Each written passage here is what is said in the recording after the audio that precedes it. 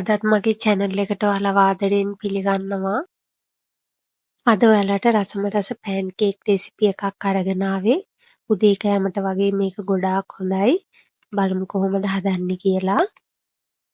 මේකට බිත්තර ගෙඩි 3ක් ඕන වෙනවා. සුදු මදේ කහ මදේ වෙන් කරගන්න. හැබැයි මේකට කහ මද 2යි ඕන වෙන්නේ. සුදු මද 3ක් ඕන වෙනවා. දැන් මේකට වැන්ලා බින්දු කීපයකුත් එකතු කරගෙන මේක හොඳින් කලවම් කරගන්න. ඒකටම කිරි මිලිලීටර් 15ක් එකතු කරගන්න. එකතු කරගෙන මේ ටික ආයෙත් හොඳින් කලවම් කරගන්න. දැන් මේ ටික මේ විදිහට හොඳින් කලවම් වුණාට පස්සේ ඒකට පිටි ග්‍රෑම් 30ක් එකතු කරගන්න. මේ පිටි ටික හලලා එකතු කරගන්න. මම මේකට බේකින් පවුඩර් එකතු කරන්නේ හැබැයි ඔයාට පෑන්කේක් එක ටිකක් උසට හදාගන්න ඕන නම් ඔයාට මේකට බේකින් පවුඩර් ග්‍රෑම් 2ක් විතර එකතු කරගෙන හොඳින් කලවම් කරගන්න.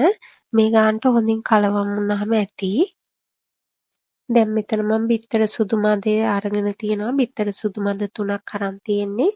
දැන් මේක හයි ස්පීඩ් එකේ තප්පර 35ක් විතර බීට් කරගන්න. දැන් ඒකට මම සීනි ග්‍රෑම් 45ක් එකතු කරගන්නවා.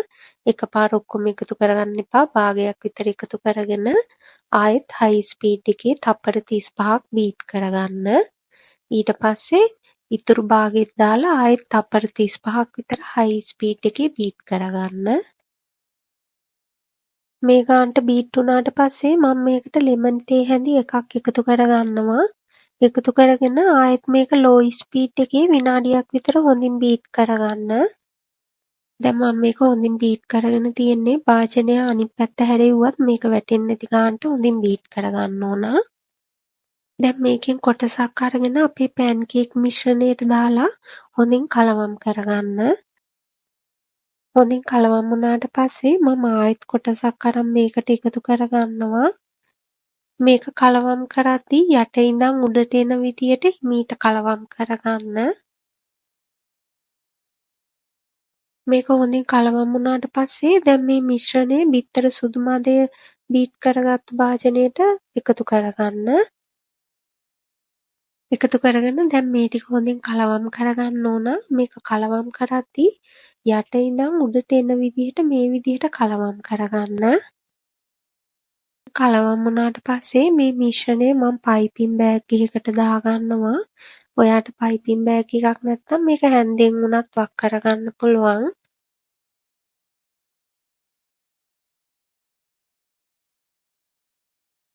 දැන් මේක හදන්න භාජනයක් ලිපේ තියන්න. ලිපේ තියලා එකපාරටම ගින්දර මේකට දාන්න යන්න එපා. ඉස්සෙල්ලාම තෙල් මේස හැන්දක් දාගන්න. ඊට පස්සේ කිචන් පේපර් එකකින් හරි රෙදි කෑල්ලකින් හරි තෙල් ටික මේ විදිහට පිහදා ගන්න. දැන් ඔයාට පෑන්කේක් මිශ්‍රණය මේකට එකතු කරගන්න පුළුවන්. ඔයාට පයිපින් බෑග් එකක් නැත්නම් හැන්දකින් කැමති විදිහට එකතු කරගන්න. මේක භාජනයට වක් කරගත්තට පස්සේ තමයි ලිපේ ගින්දර එකතු කරගන්න ඕනේ. ගින්දර අඩුම මට්ටමේ තියාගන්න. පෑන්කේක් එක එකතු කරගෙන වතුර මේස හැන්දකුත් මේ විදිහට එකතු කරගෙන දැන් මේක පියනින් වහලා අඩුම ගින්දරේ විනාඩි 6ක් 7ක් අතර උයා ගන්න. ඊට පස්සේ පියන ඇරලා මේක අනිත් පැත්ත හරවලා ආයෙත් වතුර මේස හැන්දක් එකතු කරගෙන පියනින් වහලා ආයෙත් විනාඩි 7ක් විතර උයා ගන්න ඕන. විනාඩි 4කට විතර පස්සේ මේකේ පියන ඇරලා හැන්දක් හරි මේ විදිහට යටින් තියාගන්න. එතකොට මේ භාජනයේ තියෙන ඇතුලේ තියෙන රස්නේ ගතිය ටිකක් අඩු කරගන්න පුළුවන්.